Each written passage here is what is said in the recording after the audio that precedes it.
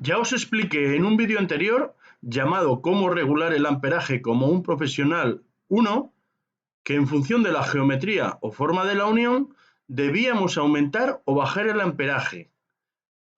Hola, soy Alejandro y sed bienvenidos y bienvenidas una vez más al canal Aprender cada día. Pues en este vídeo vamos a ver una explicación de por qué tenemos que tener en cuenta la gravedad a la hora de regular el amperaje. Cuando estamos realizando una soldadura con arco eléctrico, se genera un baño de fusión debajo del electrodo. Este baño de fusión está en estado líquido.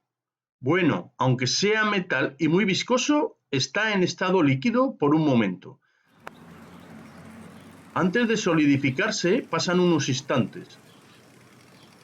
Estos instantes son muy importantes y son determinantes para que nuestra soldadura quede correctamente. Lo que quiero que entendáis es que aunque nosotros hayamos ejecutado correctamente la soldadura, es decir, que hayamos aplicado los parámetros correctos de velocidad, separación, inclinación, etc., puede suceder que el efecto de la gravedad sobre nuestro baño de fusión haga que la soldadura final no sea del todo correcta y que, en definitiva, se descuelgue el metal.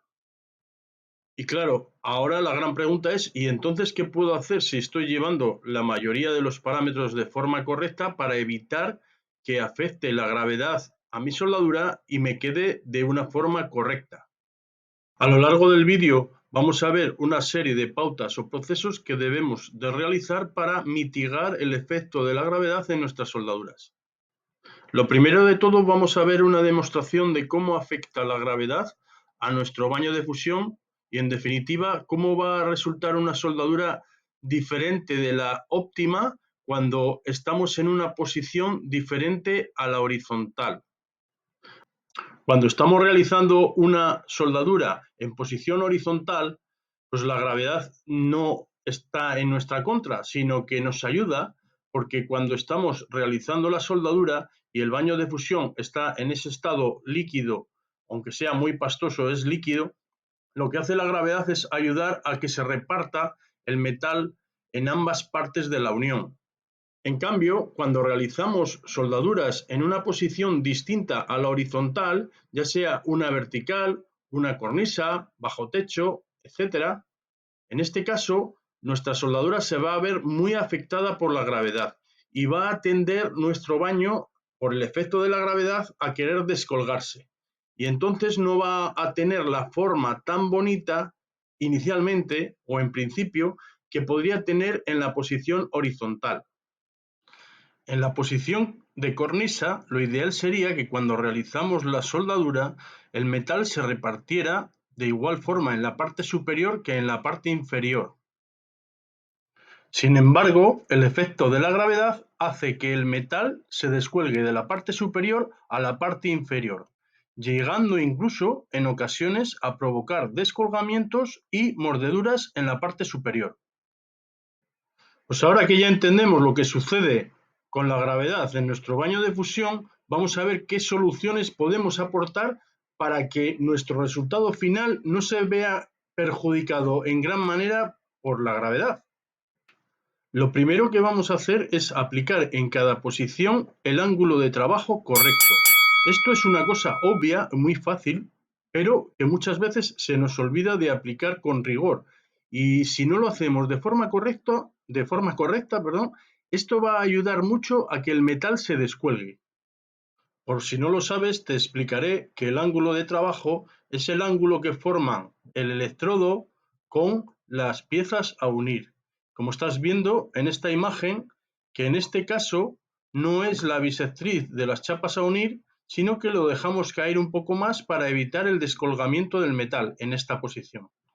La cuestión más importante para mí a la hora de mitigar el efecto de la gravedad en el baño de fusión es el tener un baño de fusión lo más pequeño posible. Esto no significa que vayamos a reducir el baño de fusión hasta donde nosotros queramos, sino que observemos la soldadura en cada momento o la unión que vamos a realizar y reducirlo lo máximo que sea posible en función de las siguientes características que os voy a decir. Os voy a poner un ejemplo. Y si queréis más, pues me lo dejáis en los comentarios. Si por ejemplo nosotros tenemos que soldar una soldadura en cornisa de 2 chapas que tienen un espesor de 5 milímetros y tenemos a nuestra disposición electrodos de 2,5 milímetros de diámetro y de 3,25 milímetros de diámetro, pues yo elegiría el electrodo de 2,5 milímetros de diámetro porque, aunque voy a tardar más en dar la unión, en realizar la unión, ya que es un electrodo más pequeño, también voy a tener un baño de fusión más pequeño que también va a ser más fácil de controlar o que se va a ver menos afectado por la gravedad.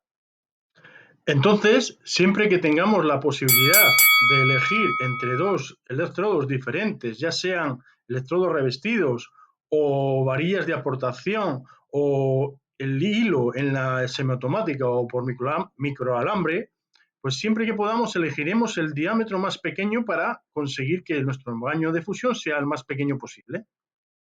Otra cosa que podemos modificar para mejorar sería la velocidad de avance, que aunque en principio la hemos llevado correcta, si la aumentamos ligeramente, y quiero dejar claro que no es que vayamos a correr, sino, repito, avanzar ligeramente más rápido y permitiendo, es decir, dándole tiempo a fundir al electrodo y al metal base, pues este pequeño incremento en la velocidad también puede ayudar a que nuestro baño de fusión no sea demasiado grande y no se descuelgue.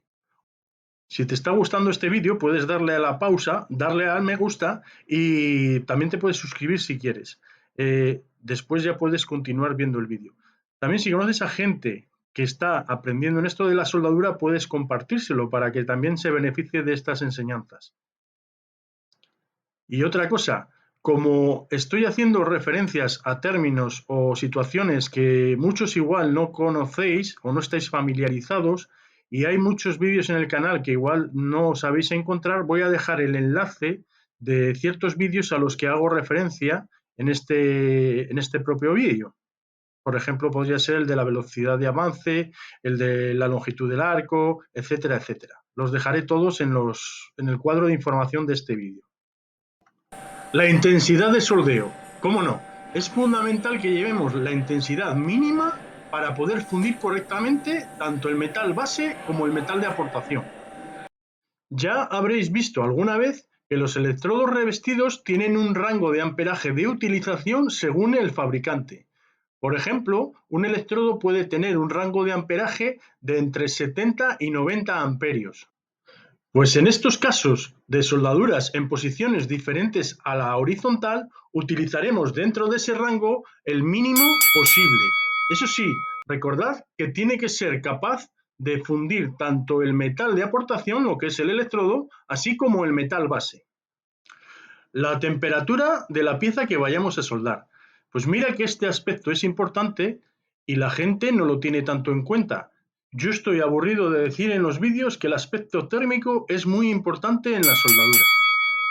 Si la pieza que vamos a unir está muy caliente o está recalentada, el metal se va a descolgar más fácilmente. Por lo tanto, si está fría o la dejamos enfriar, el descolgamiento que se pueda producir va a ser más difícil que suceda. En la pestaña de comunidad del canal he dejado una encuesta para que podáis dar vuestra opinión sobre el siguiente vídeo, o mejor dicho, sobre el tema del siguiente vídeo que realice para ver de qué queréis que trate. De momento va ganando el de iniciación a la soldadura TIG, pero todavía podéis participar en esta encuesta y también podéis dejar vuestra opinión en los comentarios de este vídeo.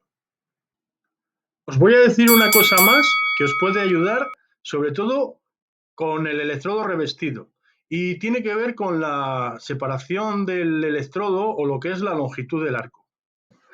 Existe una regla general sobre la longitud del arco, sobre todo con el electrodo revestido, que es que esta longitud de arco o la separación entre el electrodo y la pieza tiene que ser la distancia equivalente al diámetro del electrodo, menos con el electrodo básico que tiene que ser la mitad del diámetro del electrodo. Pues bien, aunque esto es un poco difícil de llevar a cabo, sobre todo si estás empezando, lo podemos tener en cuenta Y aunque es difícil mantener esa distancia, porque claro, imagínate, si el electrodo es de 2,5 milímetros de diámetro, llevar 2,5 milímetros de diámetros exactos, pues es casi imposible, ¿no? Pero bueno, yo os doy este truco, bueno, más que truco se puede decir esta característica. Si nosotros conseguimos en estas posiciones diferentes a la horizontal llevar lo que se considera como un arco corto, esto también va a favorecer a que el metal no se descuelgue tanto. Es decir, se va a descolgar más con lo que se conoce como un arco largo que con lo que se conoce como un arco corto. Por lo cual es otra cosa que, aunque es difícil de llevar a la práctica, pues podéis intentarlo.